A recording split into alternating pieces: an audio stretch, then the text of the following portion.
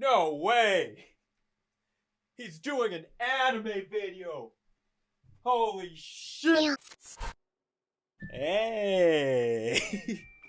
It's been quite a while since I've done one of these. To be fair, it's not even really an anime video, it's more like continuing something where we left off. Welcome back, guys, to the anime iceberg of BS. To the iceberg that never ends. So last time we left off here. I'm gonna try to go through as much as I can of this column. I mean, bro, this area, that's a lot. Yeah, I've heard of this one. I don't really know what it's about. I mean, I guess I can read a bit. I kind of think I know what it might be about, though. Shizuku Mizutani is apathetic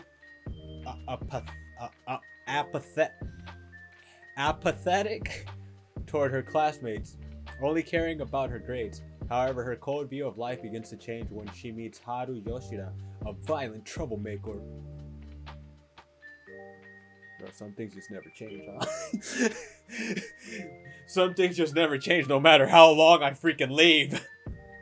I'll never be able to read well. I failed. A violent troublemaker who stopped attending school after getting into a fight early in the school year. He is not much different from her, though.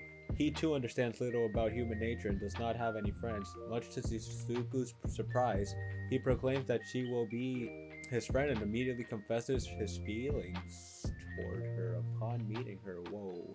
Because of her lack of friends and social interaction, Shizuku has a hard time understanding her relationship with Haru, but slowly their friendship begins to progress. And she discovers that there is more to Haru than violence. She begins to develop feelings for him, but is unsure of what kind of emotions he is experiencing. Together, Shizuku and Haru explore the true nature of their relationship and emotions. Cool. So it's a slice of life. Apparently, when did I put this on plan to watch? Have I gone through this? The most basic forms of life in the world. They exist without any goals or purposes aside from simply being. They are beyond the shackles of the words good and evil.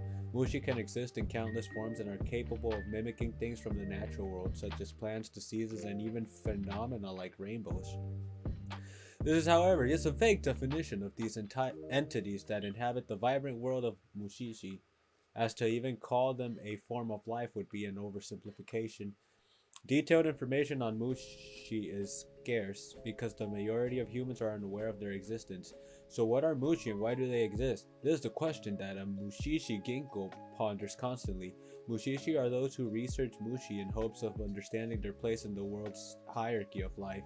Ginko chases rumors of occurrences that could be tied to Mushi, all for the sake of finding an answer. It could, after all, lead to the meaning of life itself. God damn, that's super deep! I like it though. Next! I also added this, but I don't think I know what it is. J-pop idol Cham has spent the last 2 years entertaining its fans. Sadly, all good things must come to an end. And Cham... I swear were these not just like up here somewhere else?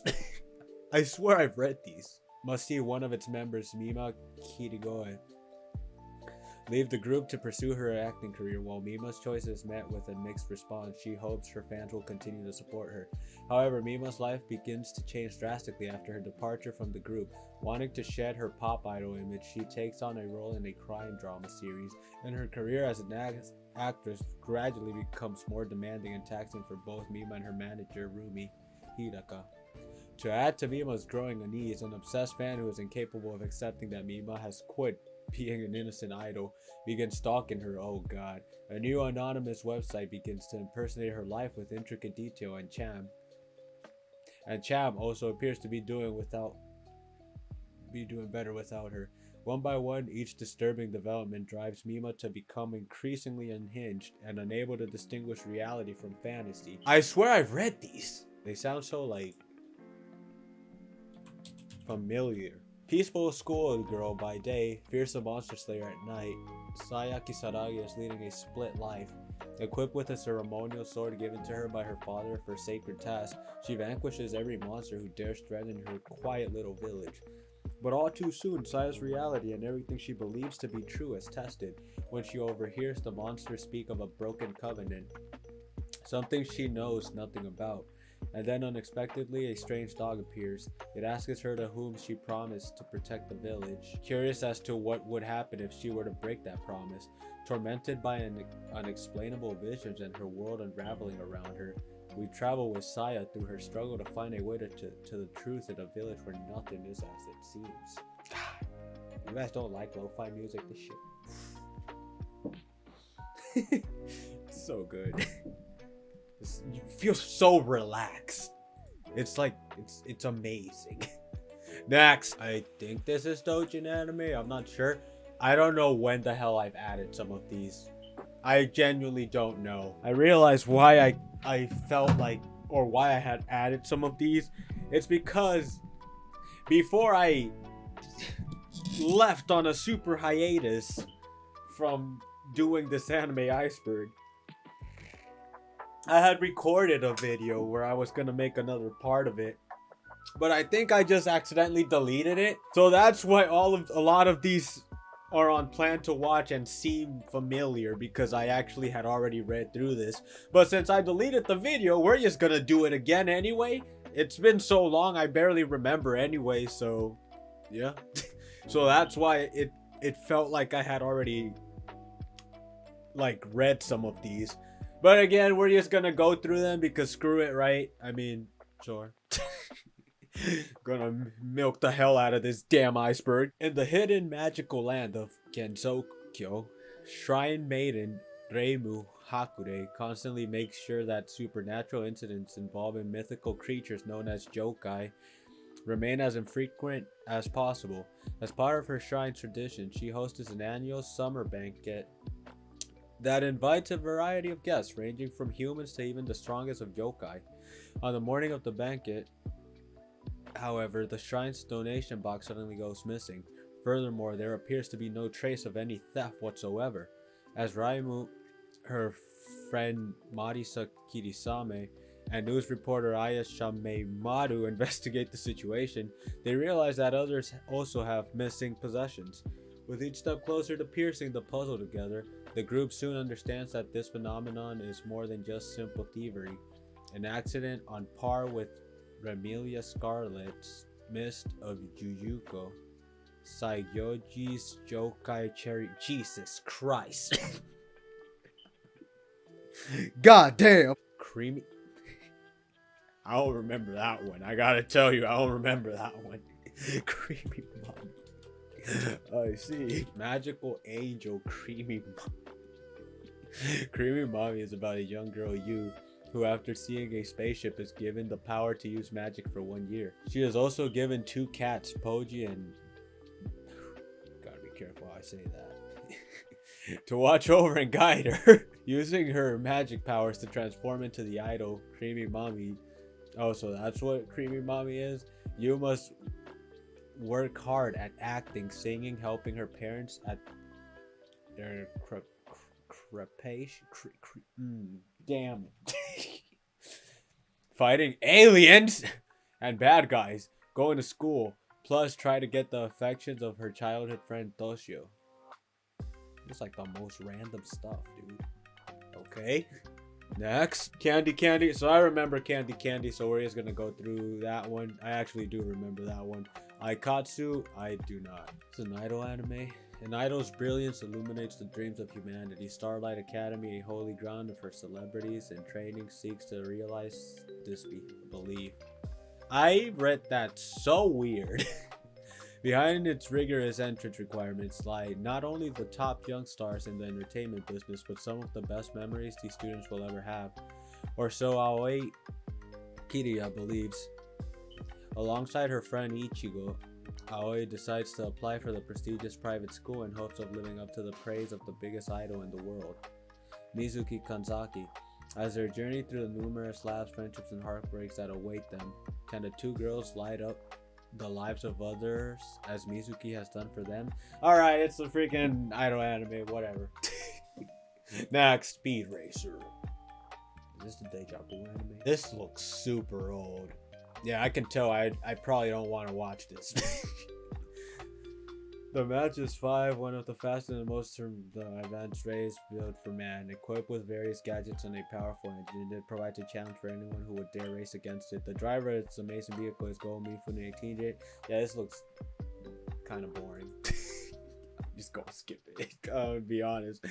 Ooh, Black Lagoon. I've heard of Black Lagoon, so we're just gonna go through that. This looks cool. Kino, a 15-year-old traveler, forms a bond with Hermes, a talking moat. What? Together they wander the lands and adventure through various countries and places. Despite having no clear idea of what to expect, after all, life is a journey filled with the unknown. I like this. Throughout their journey, they encounter different kinds of customs, from the morally gray to tragic and fascinating. They also meet many people, some who live to work, some who live to make others happy, and some who live to chase their dreams. That's what's up. That last one's what's up. Thus, in every country they visit, there is always something to learn from the way people carry out their lives. It is not up to Kino or Hermes to decide whether these asserted values are right or wrong, as they merely assume the roles of observers within this small world. They do not attempt to change or influence the places they visit, despite how absurd these values would appear. That's because in one way or another they believe things are fine as they are, and that the world is not beautiful, therefore it is. Wait, what? I love this though. I love this. God damn. You could feel. I already know that one's gonna be a downer. Probably. Black Cat, completing every job with ruthless accuracy. Trade Hartnett is an infamous assassin with no regard for human life. Donning the moniker Black Cat in the underground world, the elite killer works for the powerful secret organization known as Kronos. One gloomy night, the blasé gunman stumbles upon Saya Minatsuki, an enigmatic bounty hunter, and soon develops an odd friendship with her. Influenced by Saya's positive outlook on life, Train begins to rethink his life, deciding to abandon his role as the Black Cat. Oh dang. He instead opts to head down a virtuous path as an honest bounty hunter. However, Kronos, and particularly Creed Diskanth, Train's possessive underling, is not impressed with Train's sudden change of heart, and vows to resort to extreme measures in order to bring back the emissary of bad luck. God damn. Somebody has a grudge. In an Edo era Japan, lush with a variety of sword fighting styles. I remember this. I kind of do. I'll read it though, whatever. Shichika Jasuri practices the most unique one, Kyotoryu, a technique in which the user's own body is wielded as a blade. God damn. The enigmatic seventh.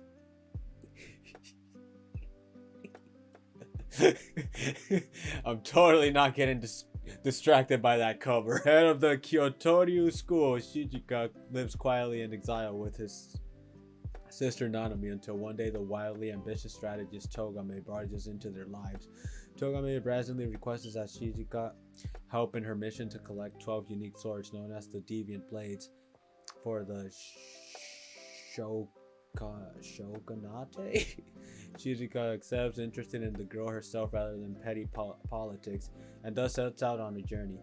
Standing in their way are the fierce wielders of these legendary weapons, as well as other power-hungry entities who seek to thwart Togame's objective. In order to prevail against their enemies, the duo must become an unbreakable team as they forge ahead on a path of uncertainty and peril. Cool! Detroit Metal City! I freaking love this. Lemmy, if you're still here by some chance, thank you. That anime slaps. Bang, dream! When Kazumi Toyama was out camping as a child, she heard the rhythm of the star beat while admiring. I guess this is just it looks like K-On! People probably mad that I compared that to K-On! Right now, right? Because K-On! Is super loved, I believe. I'm just gonna keep going. I'm trying to go a bit faster because I want to finish this someday. So if it seems something very like easy to know what it's about, then I'm gonna probably just go through it. Idolmaster. I mean, it's probably just an idol anime. 765 production studio manages the unique talent of. There we go. All Alright, that's an idol anime. Cool. Next one. I'm just gonna go through it. Sinful Gear. Tsubasa Kazanari and Kanade Amo. The idol duo. Another freaking idol anime? I don't think I'm gonna add it. I kind of not that into idol anime. It has to be like really good. Like I've been into only one. Actually two. I completely forgot the name of one, but because it was just one season, but it was really good. And the other one is it's the series, God, what's it called? I think it's Love Live. Love Live's the idol one, right? Yeah, I think that's the one I'm talking about.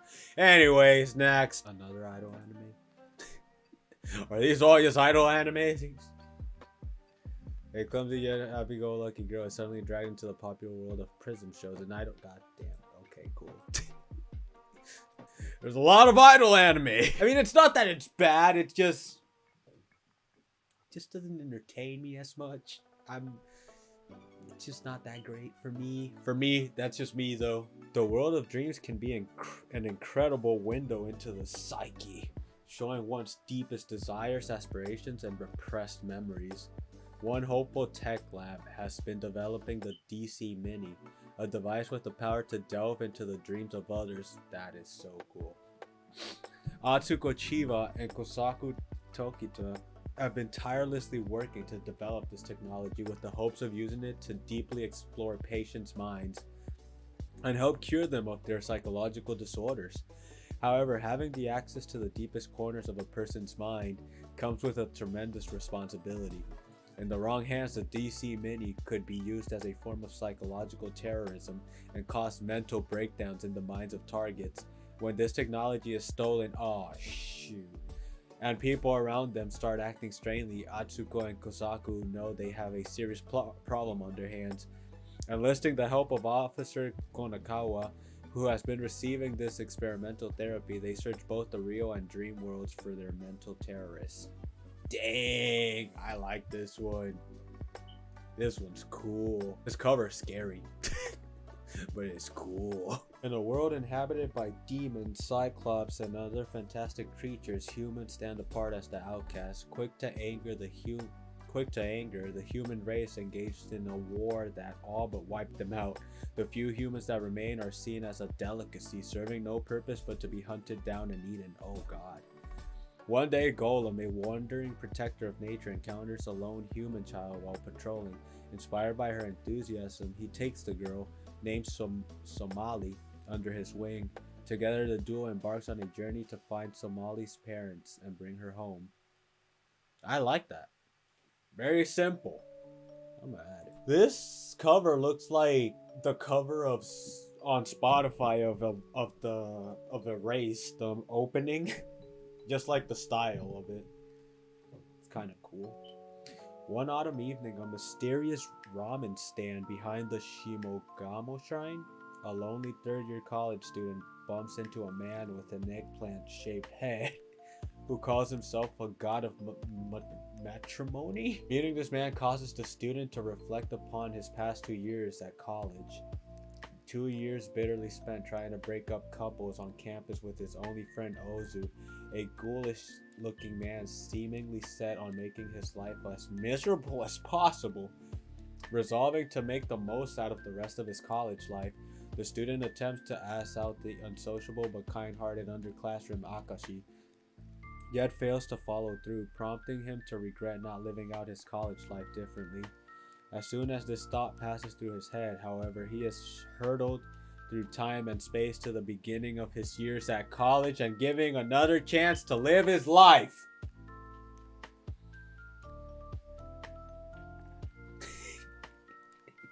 Friggin' time traveling anime, man. Ever since Tokyo Revengers, I just can't. That might be my... Is that a genre? Is time travel a genre?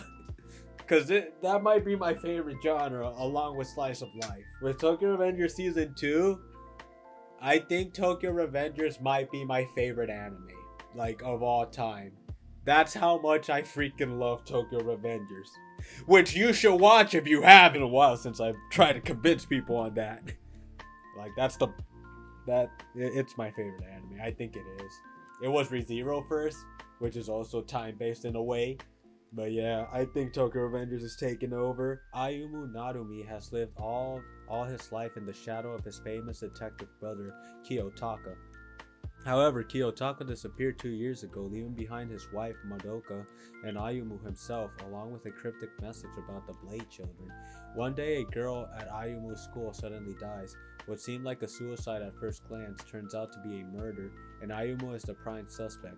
While investigating the person responsible for framing him, he discovers that the mysterious Blade Children are involved, and they somehow know Kiyotaka personally. Ayumu soon finds out just how dangerous the Blade Children are and learns that in reality he and Kiyotaka are intertwined more closely than he had ever believed. Didn't really tell me much. I don't know, I mean, okay, I just read that. It was whatever. Next! Sorry if Spiral Bond of Reason is your favorite anime. Bro, what am I about to read? I got freaking one of the most intense Attack on Titan songs playing. Is it this? The Marduk Scramble? The First Compression. Brune Ballad this is a movie, by the way. It was a down and out teen prostitute in Marduk City. One day she's picked up by an ambitious casino manager named Shell, who gives her everything she could want. Renewed by a false innocence, a false past, and now the false life Shell has given her, Ballad feels grateful. However, she can't help but be curious about why he's done so much for her. So she does some research about his past on a computer. This turns out to be a mistake which will change her life greatly. When Shell finds out what she's done, he attempts to burn her to death by blowing up a car. Jesus Christ. She was just trying to know about you, bro. God. Due to the high crime rate in Marduk, a new law called Scramble 09 has given police carte blanche to take extreme and otherwise illegal measures to revive crime witnesses. With this in mind, they allow a professor to bring Ballad back from the brink of death by reassembling her entire body with reinforced synthetic fiber. When she finally wakes up, her confused mental state eventually turns toward revenge, as Shell is revealed as her killer. Oh, that's kinda cool. So this is why that Attack on Titan song was playing. Alright, now I have a super chill song. So I'm expecting this to be normal. I'm sure this is how it works, right? Is this a baseball anime? And it's ranked really high, surprisingly. Damn. Up there with Blue Lock, bro? Koki Tamura and Aoba Tsukishima are often at odds, even though their families happen to be close friends and business partners. Although the only child of a sports shop owner, Ko has never been interested in playing baseball. Despite this, he possesses an impressive batting ability, honed by frequent visits to the local baseball batting center run by the Tsukishima family. On the other hand, Aoba loves to play baseball and is a star player with exceptional pitching form. However, these two seemingly complete opposites share something very important to them. Wakaba Tsukishima, Aoba's older sister and Ko's destined sweetheart. Admired by the quarrelsome duo, Wakaba finds herself the catalyst to their never-ending rivalry. But whether or not they realize that they have more in common than neither would care to admit, only time will tell. The game of baseball may just be what the pair needs to ultimately overcome their own personal struggles. Slice of life, baby, let's go. And it's ranked really high for a baseball anime. I've never even 50 episodes. God, 177. Baseball anime really that good? Holy shit, dude. I need to watch that now. Slice of life, you know I'm watching it. There's a Gundam. The villain is Dr. Hell. Has amassed an army of mechanical beasts in his secret hideaway. Hideaway. The island of Bardo is located in the Aegean Sea. He is capable of controlling mechanized beasts with his cane and instructs them to unleash devastating attacks. However, Dr. Hell. Dr. Hell, man. Dr. Hell doesn't do all the dirty work by himself. He has his loyal henchman, Baron Ashuda, to carry out his devilish plans. There are also those that will see to it that evil does not prevail. Koji Kabuto is the young and feisty teenager with a score to settle. His goal is is avenging the murder of his grandfather by Dr. Hell, and he might just be able to pull it off, as he is the pilot of Mazinger Z, a mighty giant robot made out of an indestructible metal known as Super Alloy Z. Mazinger boasted several powerful special attacks by channeling photonic energy through its eyes and unleashing the Koshiryoku beam. It can cause great destruction, but things get really cool when Mazinger Z launches its rocket punch attack. Dr. Hell and his minions might have just found their match. Yeah, you're gonna get wrecked, Dr. Hell. Dr. Hell. Why is his name Dr. Hell? Dragon pilot Hisone and Masotan. Seeking to find purpose in her life, Hisone Amakazu enlists in the Japan Air Self-Defense Force JASDF and is stationed at Gaifu Air Base. During a visit to a part of the base she did not know existed, she stumbles upon the largest secret. The Organic Transformed Flyer, the OTF, a dragon that has the ability to camouflage itself as an aircraft after being swallowed up and spit out by the OTF. Her commanding officers inform her that this encounter means that she has been chosen to be the next in a long line of dragon pilots. Together with her fellow pilot cadets and Masotan, her own OTF Hisone must overcome her insecurities in order to discover her true potential as a dragon pilot and unravel the secrets behind the OTFs. Look at that! I didn't notice the actual thing was a dragon. That's kind of silly. Oh my god. Why does this have a 3? Angels drop. Botan Ichiga's lifelong dream is to enjoy a tea party with angelic girls.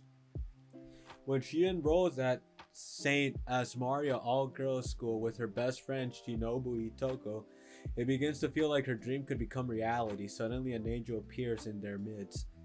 Calling herself Un, the strange girl offers the duo her halo to eat. What? However, consuming the halo causes Botan and Shinobu to spontaneously conceive and give birth to colorful mushroom-shaped objects. What the hell? Feeling out of sorts due to the lewd action she is forced to endure, Botan cheers up when Un says that her wish will come true if she can lay 100,000 eggs. Spurred on by Un's words, Botan struggles to achieve her dream have only What? What the hell? Oh my god, I just read this. That sounds wild. The worst anime I've ever seen. I rated this a 1 because Mal won't allow me to use negative numbers. Oh my god. In over 200 nations, and screening it is banned by the Geneva Convention. What the hell? This is only 5 minutes and it's that bad? Well, that might have been the first, like, crazy reveal from this iceberg. At least though, from this recording. Magical Princess Minky Momo. Momo is the princess of Finarinarsa, a land of dreams that is getting further and further from Earth. She is sent to help the Earth regain faith in its dreams. To assist her and her friends Sinbuk, Mocha, and Pipiru, and her magic wand that transforms her into an adult. She is ready and willing to help anyone she can in order to make their dream come true no matter what happens. That is so simple, but it sounds a bit interesting, so I'm gonna add it. Morbito, guardian of the spirit.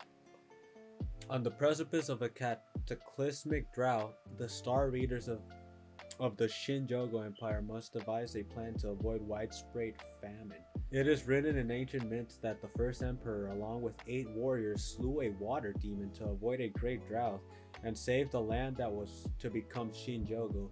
If a water demon was to appear once more, its death could bring salvation. However, the water demon manifests itself within the body of the emperor's son, Prince Chagam. By the emperor's order, Chagam is to be sacrificed to save the empire. Meanwhile, a mysterious spear-wielding mercenary named Balsa arrives in Shinjogo on business. After saving Chagam from a thinly veiled assassination attempt, she is tasked by Chagam's mother to protect. Man, this is so boring. It might be good though, because it has a decent score, but like, God, that was kind of boring to just read. I'm gonna just keep going, guys. Sorry if your favorite anime is Moributo. Born from a cocoon in the village of Old Home, a young Hibane, a being with a halo and small gray wings. You mean an angel?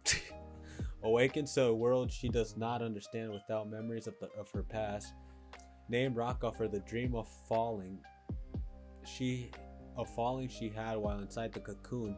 She soon becomes accustomed to life in the strange town. However, there are strict rules for the Haibane, such as being forbidden to leave the village or go near the wall surrounding it. These, along with mysterious disappearances of their kind on their day of flight, begin to unsettle Raka and the others, since they know almost nothing about their own kind. Haibane Renmei tells not only Raka's story, but also of those around her, as they live their lives with no memories of the past while trying to break free from their former pain and ultimately find salvation. It's kind of interesting. This was made in 2002. God damn. I like it though. To young Os Vasalus here to the Duke House. The perilous world called the Abyss is nothing more than a folktale used to scare misbehaving children. However, when Oz's coming of age ceremony is interrupted by the malicious Baskerville clan, intent on banishing him into the depths of the abyss, the Vesalius here realizes that his peaceful life of luxury is at its end. Now he must confront the world of the abyss and its dwellers, the monstrous change, which are both not quite as fake as he once believed. Based on the supernatural fantasy manga of the same name, Pandora Hearts tell the story of a 15-year-old Oz's journey to discover the meaning behind the strange events that have overtaken his life, assisted by a mysterious chain named Alice, whose nickname is Bloodstained Black Rabbit and member of clandestine organization known as Pandora. Oz begins to realize his existence may have more meaning than he could ever imagine. It's alright. It's whatever. Next. In the year 2063, space travel is feasible and commercially available. God, that's cool. As a cheerful Arius Spring arrives at the spaceport to attend a camp on the distant planet MCPA, her purse is suddenly snatched by a reckless thief. Luckily, the athletic Kanada Hoshiyama is able to retrieve it for her, and Arya soon discovers that he is among the group of teenagers who will be traveling with her on the excursion as Team B5. Upon arriving at their campsite, the group's trip takes a turn for the worse when a strange spear of black light sucks them into the vast reaches of outer space. Stranded with seemingly no hope, they find an abandoned ship nearby that provides them with the means to return home. However, they soon discover they are not as close to their campsite as they initially thought, but are in fact thousands of light years away from home. With this realization, the 9 members must cautiously manage their resources, maintain their strength, and unite as one to conquer the darkness of space together. While the reason behind their trip's sudden obstruction remains unknown, they nevertheless embark on the treacherous voyage back home aboard their new ship, the Astra. Hey, I kind of like this one. Born to the royal family, Pacifica Castle has earned the nickname Scrap Princess after an apocalyptic prophecy foretells her destroying the world on her 16th birthday. God! Rescued from certain death by a kindly family, she takes shelter with her adoptive older brother and sister, Shannon and Raquel Casil. When news of her survival reaches the ears of the god Master's worshippers, they issue her death at all costs, forcing Pacifica to flee for her life. Plagued by threats from the church, the nobility, and even the common people, the 3 siblings attempt to outrun the fate Pacifica is destined to bring, all the while questioning if one girl's life is worth the world's demise. The true nature of the Scrap Princess, along with the harrowing revelations of the world itself, becomes more and more apparent as the princess' 16th birthday fast approaches. Dang. I want to see what happens, so I'm gonna add it. In the dark underground city of Lux, people live in fear and despair under the rule of various criminal factions. Almost God damn it. Almost secluded from the surface, the gang's only interaction with the outer world is their mining operation of raffia, which is the raison d'etre of the city. Available only in Lux, this rare substance is the basis of no list. Transplants that permit humans to replace parts of their body with cybernetic prostheses. The latter have the particularly not to trigger an immune the particularity to not trigger an immune response in their host and the class as a privilege to conduct research on them. This elusive organization, also in charge of the raffia production, delegates its executive authority to a group called Organo led by Keigo Unishi, a self-righteous man with technolized legs, who is rumored to hear the voice of the city. What the hell? The fragile balance of powers and lux is disturbed when a mysterious visitor named Kazuho Joshi begins committing a series of crimes that puts the gangs at each other's throats. Pause. In the midst of the chaos, new actors emerge. Ichise, an ex-boxer mutilated by Organo and recently technolized by Eriko Doc Kamada, and Ran, a young florist who can see the future. What the freak? While Luke steadily plunges into insanity, both Ichise and Ran find themselves involved in the greatest crisis the city has ever faced. Damn, this sounds very interesting. I'm at it. Thought your life was bad? Sometimes, God. Sometimes death is freaking worse. There is no salvation, peace, nor God waiting to receive you in their care.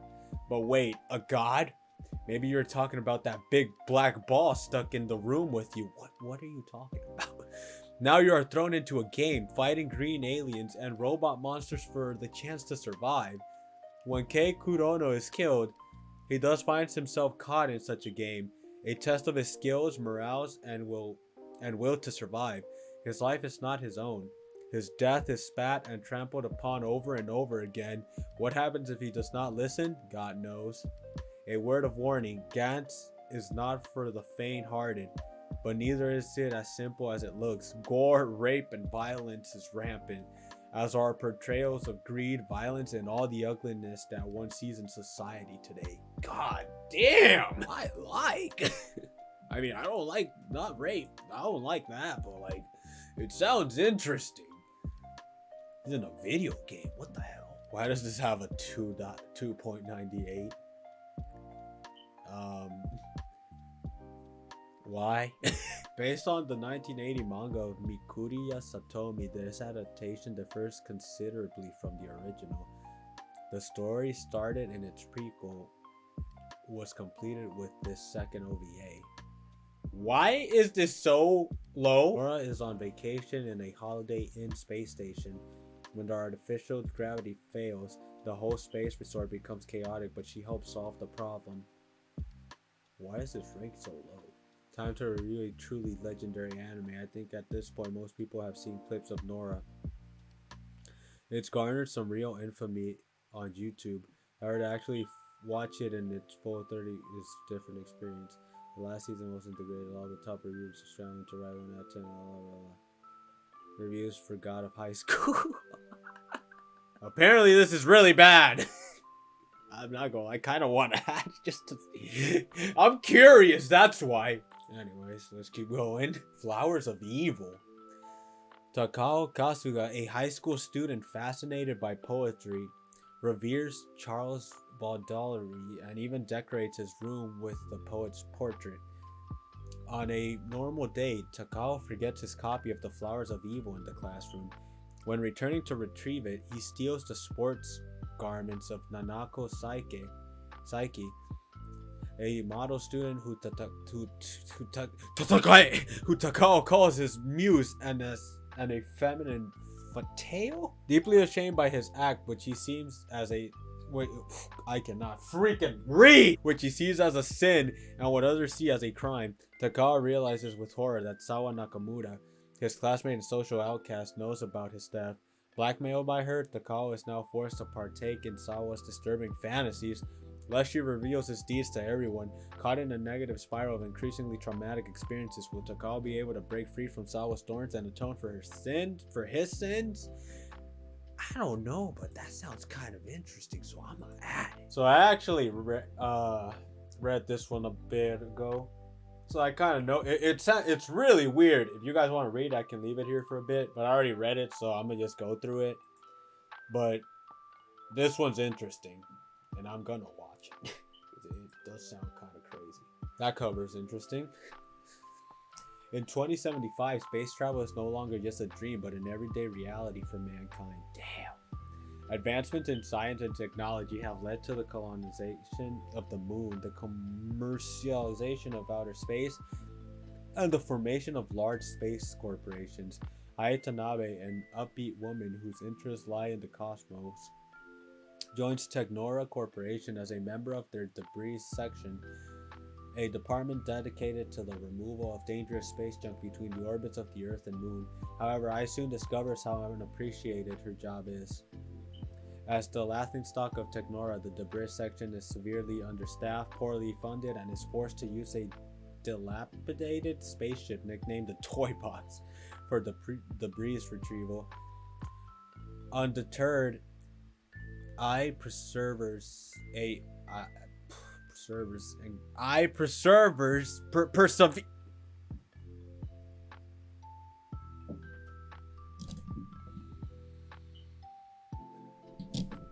And gradually becomes acquainted with the strange personalities that make up the debris section staff, such as the bumbling and good-natured chief clerk, Felipe Myers, the mysterious and tight-lipped temp worker, Edelgard Rivera, and the hot-headed and passionate Hachiroda Hoshino, who longs for a spaceship to call his own. Kinda cool. Next, Kobato. The friendly and sincere Kobato Hinado has a wish to go to a particular place no matter what. To fulfill this desire, she is tasked with helping people in their times of distress. For each mended broken heart, a small candy-like fragment is produced and fills a special bottle. Once the bottle is full, her wish will be granted. As Kobato carries out her mission alongside her stuffed toy companion, Yojogi, she encounters various people troubled by their different situations.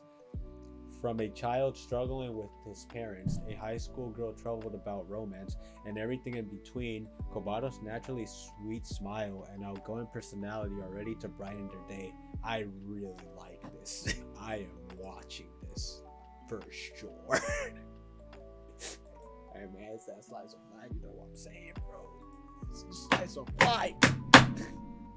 Slice of life. Why is this so high? Why is this ping pong the anime? Why is it so goddamn high? Damn. Is this really that good? It's a sports anime, right?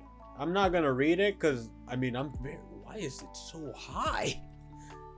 I'm gonna add it just because of how high it's ranked. Brought up in a conflict-ridden environment, child soldier Jonathan Jonah Mar hates weapons and those who deal them. But when Coco Hekmatyar, an international arms dealer, takes on Jonah as one of her bodyguards, he has little choice but to take up arms. Along with Sorry, it's lo-fi, man. Ooh. God, why is lo-fi anime music so good? It's so chill. God, it's amazing. Where was I? He has little choice but to take up arms. Along with Coco's other bodyguards, composed mostly of former special ops soldiers, Jonah is now tasked with protecting Coco and her overly idealistic goal of world peace from the countless dangers that come from her line of work. Jormungand follows Coco, Jonah, and the rest of the crew as they travel the world selling weapons under the international shipping company HCLI. As Coco's work is illegal under international law, she is forced to constantly sidestep both local and international authorities while doing business with armies, private militaries, and militias. With the CIA always hot on her trail and assassins around every corner, Jonah and the crew must guard Coco and her dream of world peace with their lives or die trying. Whoa. I was thinking about not adding it, but I'll be honest, I don't know if I'll watch this, but I'm gonna add it. It's made by White Fox. White Fox made ReZero, I think, so you know, it's pretty good. Not like the author is the same as the studio, but whatever. I've seen this cover, but I don't know what it's about. 30 years ago, a new race of flame-wielding mutants suddenly appeared, destroying a large portion of humanity. These so-called Burnish have continued to appear at random, leaving a trail of death and destruction in their wake. The Autonomous Republic of Promopolis is a thriving nation thanks to the incredible efforts of their leader, Cray Forsyth, against the Burnish. A team of firefighters known as the Burning Rescue is tasked with stopping these horrifying monsters. Fire Force? Using the most performant technology available thanks to their incredible mechanic loose effects. Gallo Thymos is an energetic young man who considers Forsyth his hero for saving his life and is the rescue team's most recent recruit. Okay, I think I get the gist. I'm at it. Oh god, no. Ken Izumi is a kid who can charge his powers from surrounding light sources and use them through a laser type gun. But Izu looks like he looks so annoying, like freaking Link from that one cartoon. Oh, excuse me, princess. That's how he looks. He looks like he's that type of dude. Oh my god. What a mysterious entity. That score though. Suddenly appears in the center of Tokyo. The Altamira agency is tasked to repel the extraterrestrial threat. Otsuya Funagai must guide his all-female unit of battle soul pilots to take down the strange being no matter the cost. However, his intimate relationship with one of the pilots, Rin Ichikawa, may spell trouble for the team and the mission itself. What the... Is this a hentai? Why is that score so low? God. This is probably a hentai, huh? For anyone who has watched and completed Mars of Destruction and thought it was the worst thing you have ever laid your eyes on, invite you to experience the joy of wasting 20 minutes of your day to watch that. I was completely blown away at how terrible Skelter Heaven really is. It was so terrible that it's funny. Oh no, this is made by Idea Factory? Oh, damn it. I'm kind of sad to see that that's made by Idea Factory. Because I like this video game that they made called Mary Skelter, which I personally think was really decent. It was, obviously it's not amazing, but I thought it was alright. But goddamn, I guess this is literal shit, huh? I'm kind of sad to have read that now. Kind of breaks my heart a bit. To be fair, Mary Skelter's nothing special, but goddamn is that game hard.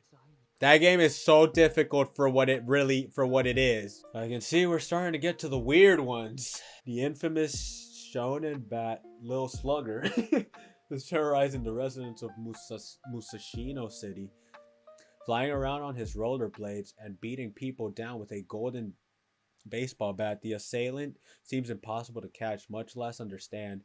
His first victim, the well-known yet timid character designer Tsukigo Sagi, is suspected of orchestrating the attacks. Believed only by her anthropomorphic pink stuffed animal Maromi, Tsukiko is just one of Shonen Bat's many victims. As Shonen Bat continues his relentless assault on the town, detectives Keiichi Ikari and Mitsushiro Maniwa begin to investigate the identity of the attacker. However, more and more people fall victim to the notorious Golden Bat, and news of the assailant begins circulating around the town. Paranoia starts to set in as chilling rumors spread amongst adults and children alike. Will the two detectives be able to unravel the truth behind Shonen Bat, or will the paranoia get to them first? I really like this. It sounds interesting. I like how that's my... Are you tired of hearing me say, that's interesting, guys? I mean, I don't know really what else to say. It's just, if it sounds mysterious, a bit interesting, or kind of cool, I'm probably just gonna watch it. By the way, I started watching Clanad. Only on episode 2. Clanad is so good. I kind of like the main character. He's pretty cool. Can a relationship between a regular college student and an idol singer survive?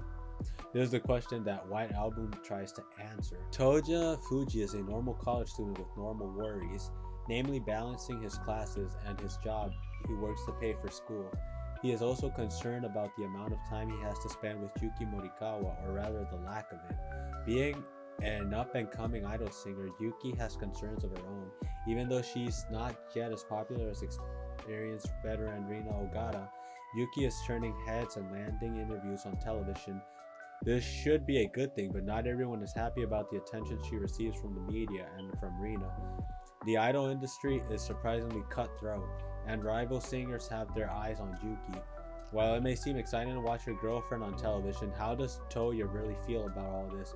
Between the challenges associated with Yuki's career and other people that Toya meets at his university, their relationship may not last. Oh god. This sounds like something straight out of School Days. I hate that anime. That's my least favorite anime of all time.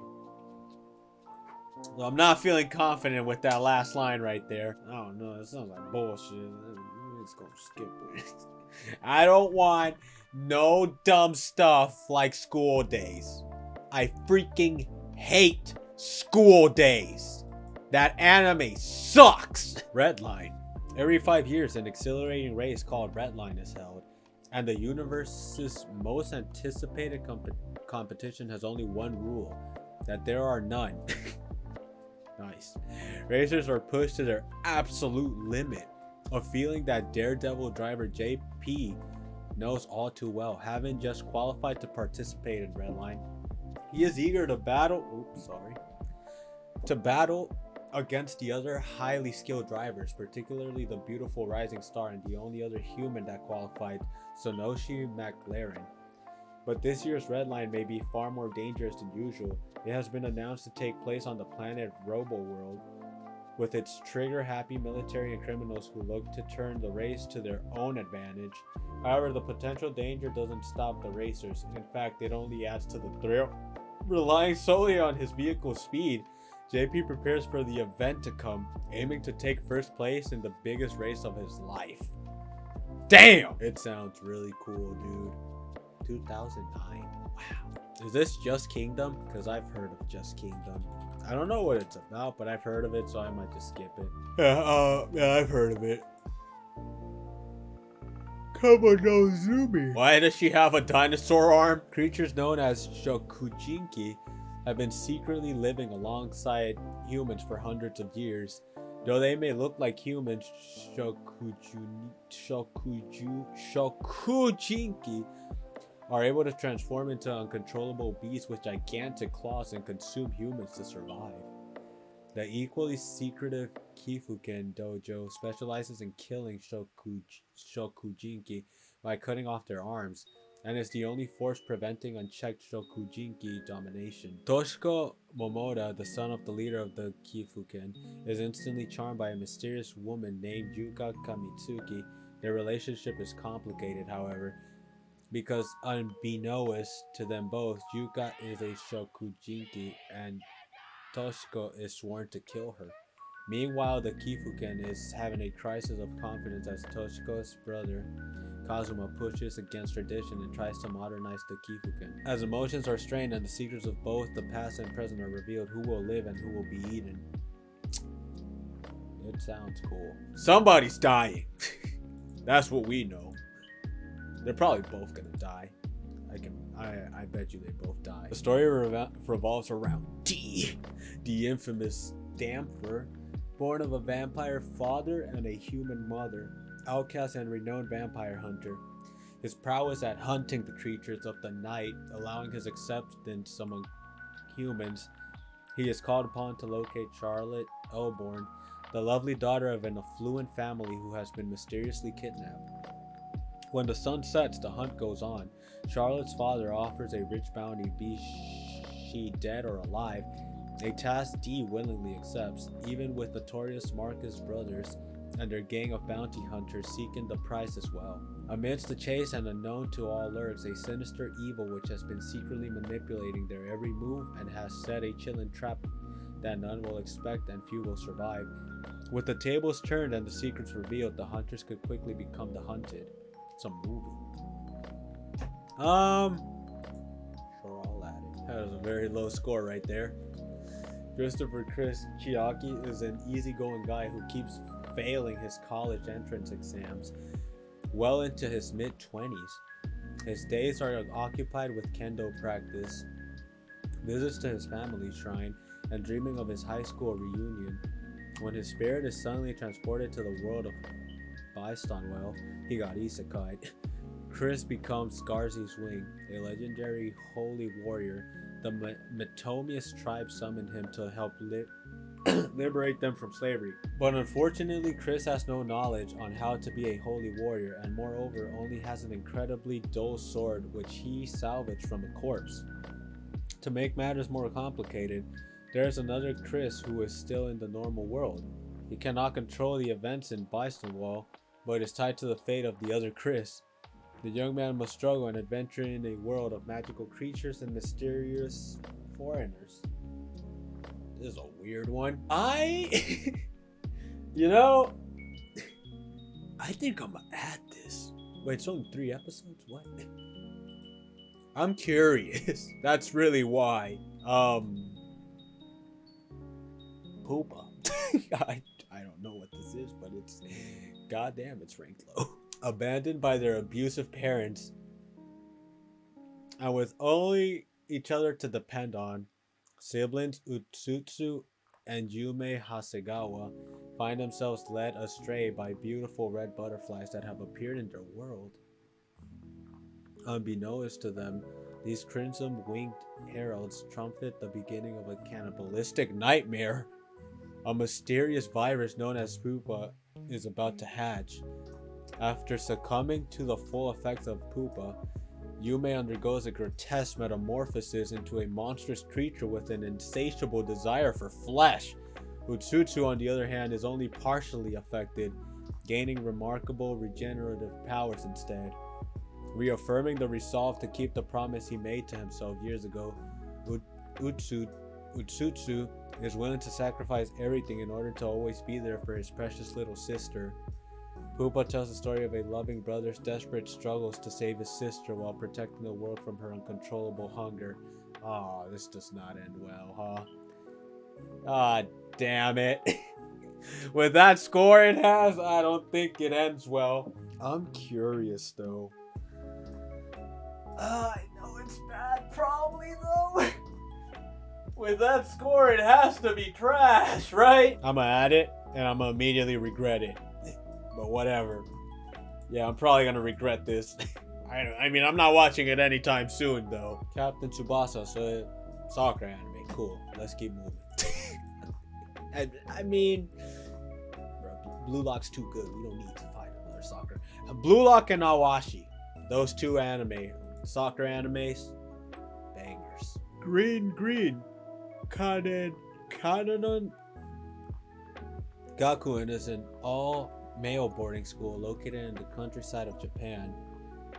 Although an all-male school is nothing new, life can become quite difficult when there are no female students for miles around. In order to help the psychological health of everyone involved, the school board has decided to try and merge with the nearest all-girl boarding school in order to become co-ed. The boys of Kananon are more than thrilled at the prospect, and the girls are curious as to how interesting school life might become if there were more boys around. Before any serious decisions are made, the girls have been invited to stay at Kananon for 1 month as a test. Green follows Yusuke Takazuki and his naughty roommates called the Baka. The Baka Trio, and their ability to talk to girls without making complete fools of themselves. But as soon as the school bus with the girls arrives, things become weird, hormonal, and hysterical. In particular, a girl named Midori Chitose leaps off the bus and immediately embraces a very confused Yusuke. Is he a natural ladies' man, or do the 2 of them have a shared history that he is not aware of?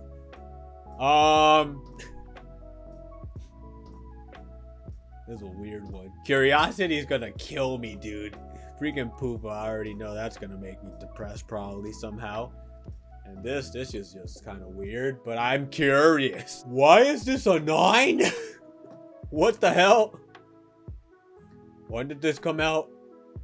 1997 and it has a 9? The 150-year-long stalemate between the two interstellar superpowers, the Galactic Empire and the Free Planets Alliance, comes to an end with a new generation of leaders. When a new generation of leaders arises.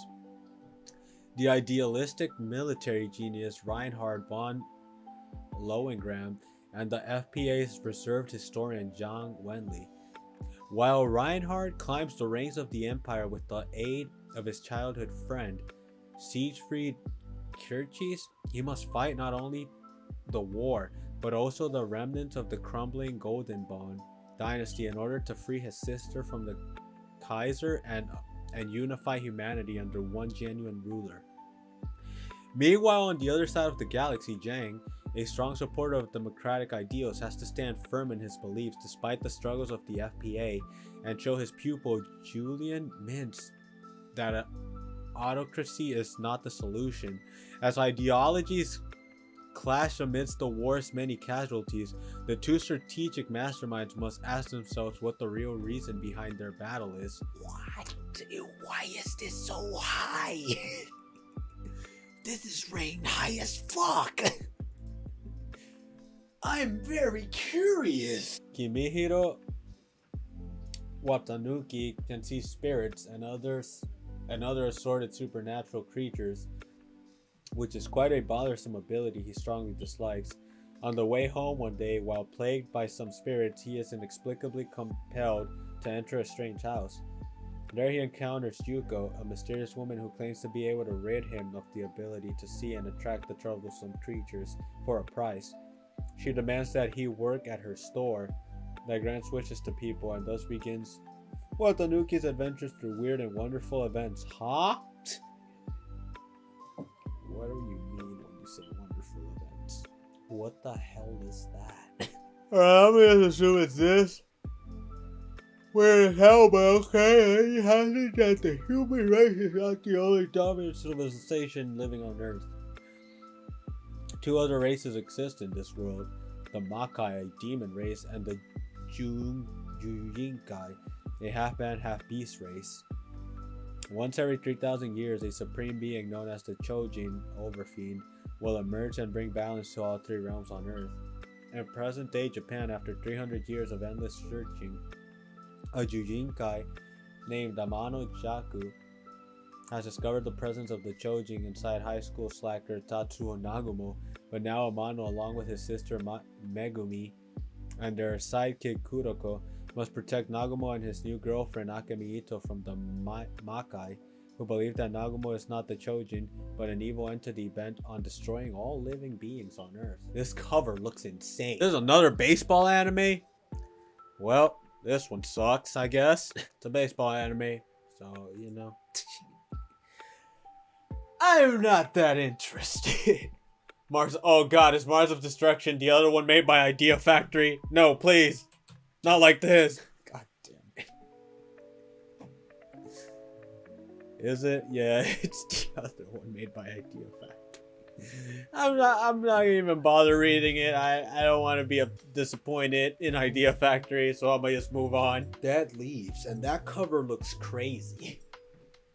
Shortly after waking up in an unknown street with no clothes or memories, Retro and Pandy team up and begin a life of thrill chasing and violence. Retro's wild antics and Pandy's carefree personality make them the perfect partners in crime to cause mayhem wherever they strike. When an accidental mistake lands them behind bars, Retro and Pandy are sent to Deadleaves, a high-security prison on the moon. Once there, they soon discover that the other inmates are clones, all products of genetic mutation experiments. With nothing better to do, they escape from their cell and lead a prison break with the other captives. Armed with a crew of mutants and a hunger for havoc, the chaotic duo begins their wacky escape. Bro, that looks like Kageyama. Is this older Kageyama's life? Run with the Wind. Former ace runner of Sendai Josei High School, Kakeru Kurahara, is chased away from a convenience store for shoplifting. Shaking off his pursuer, camera died. He runs into Haiji Kiyose, another student from his university. Haiji is impressed by Kakeru's agility and persuades him to live in Kusei So. The rundown apartment with Haiji resides along with 8 other students. Having lost his entire apartment deposit at a mahjong parlor, Kakeru accepts the offer reluctantly. However, Haiji reveals to a secret during Kakeru's welcoming party. The apartment is actually the dormitory of the Kansei University track club. He unveils his ultimate goal of participating in the Hakone Ekiden, one of the most prominent university marathon relay races in Japan. Unfortunately, all the residents apart from Haiji and Kakeru are complete running novices. Worse still, none of the inhabitants are even remotely interested in being involved with Haiji's ridiculous plan. With only months before the deadline, will the 4th-year student be able to convince them otherwise and realize his elusive dream of running in the Hakone Ekiden? So it's an anime about a dude running. Rated high though. Slice of life, kinda. So yeah, I mean, you know I'm watching it. I've heard of Astro Boy. Wasn't Astro Boy like the first, like, kind of like the first anime, in a way? I think he was. Space Brothers. Hey, this seems cool. On a fateful summer night in 2006, Mura Namba and his younger brother Hibito witnessed what they believed to be a UFO flying toward the moon. This impressive and unusual phenomenon leads both siblings vowing to become astronauts, with Hibito aiming for the moon and Mura convinced that the eldest brother has to be one step ahead for Mars. Oh shoot. Now an adult, life hasn't turned out how Mura... shit. He is diligently working in an automotive company. Bro, he's working for SpaceX. Whereas Hibito is on his way to be the very first Japanese man to step on the moon. However, after losing his job, Mura is presented with an unexpected opportunity to catch up to his younger brother when the Japanese Aerospace Exploration Agency, commonly known as JAXA, accepts his application to participate in the next astronaut selection. Despite self-doubts about his prospects, Mura is unwilling to waste this chance of a lifetime, and thus embarks on an ambitious journey to fulfill the promise made 19 years ago. Damn. Bro, the dog went to space! The freaking dog went to space! That's cool! I like this. Ergo Proxy, that cover is so weird. Within the domed city of Ramdo lies one of the last human civilizations on Earth. Thousands of years ago, a global ecological catastrophe doomed the planet. Now, life outside these domes is virtually impossible. To expedite mankind's recovery, auto-arrives, humanoid-like robots have been created to assist people in their day-to-day lives. However, auto-arrives have begun contracting an enigmatic disease called the Cogito virus, which grants them self-awareness. Oh god. Ray Meyer, the granddaughter of Ramdo's ruler, is assigned to investigate this phenomenon alongside her auto-arrive partner Iggy. But what begins as a routine investigation quickly spirals into a conspiracy as Ray is confronted by humanity's darkest sins. Elsewhere in Ramdo, an auto-rave specialist by the name of Vincent Law must also face his demons when surreal events begin occurring around him. Ray, Iggy, Vincent, and the child auto-rave named Pino will form an unlikely faction as they struggle to uncover Ramdo's mysteries and discover the true purpose of the mythical beings called the Proxies. This is very cool. It's very mysterious and cool. Ghost Town. Strange things are happening around the town of Suiten.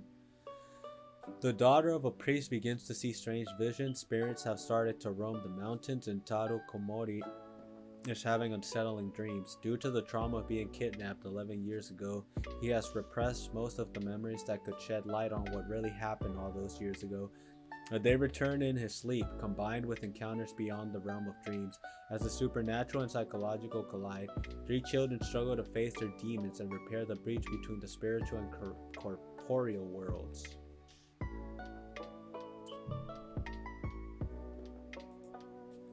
Supernatural means cool. Golden Bat. Is this a baseball anime? Probably a baseball anime, huh? Okay. Not at all what I thought it was. Nope, not at all what I thought it was. A golden warrior wearing a cape and a scepter. Ogun Bat was a protector spirit from Atlantis, reanimated by a scientist and his friends, especially the Sweet Mary, from his tomb covered in hieroglyphics.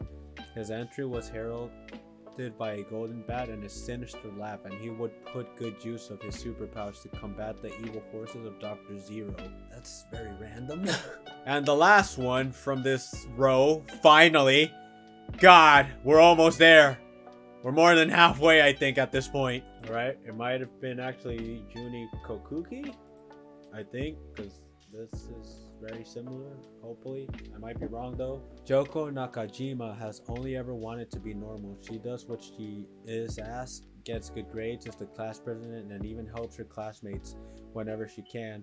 But because of her red hair, she has never fit in. With her pushover attitude, Joko lets classmates take advantage of her, so she has nobody she can really call a friend. But an otherwise ordinary day, a man who claims to be from another world barges into Joko's classroom and bows before her. This elegant, blonde-haired man, Keiki, claims that Joko is his master and belongs on the throne of his kingdom. However, the first meeting is cut short as Keiki has been followed by otherworldly beasts called Joma. He is able to escape with Joko into his own realm, but two other classmates, Ikuya Asano and Yuka Sugimoto, are caught up in the madness as well. Unfortunately, their troubles have only just begun as a Joma attack leaves them separated from Keiki. Alone in this strange new land, these ordinary students must learn to fend for themselves or die. So they got isekai. Pretty much. Well, guys, we made progress here on this Damn freaking iceberg. 3 more rows. I can't wait to get to the last one. God, what is waiting down there? But hopefully you guys found something interesting while I was reading through these anime. You know, added something to your Gojo Infinite list. And yeah, we'll continue this next time. Listen to some lo-fi. That shit's fire. Bye.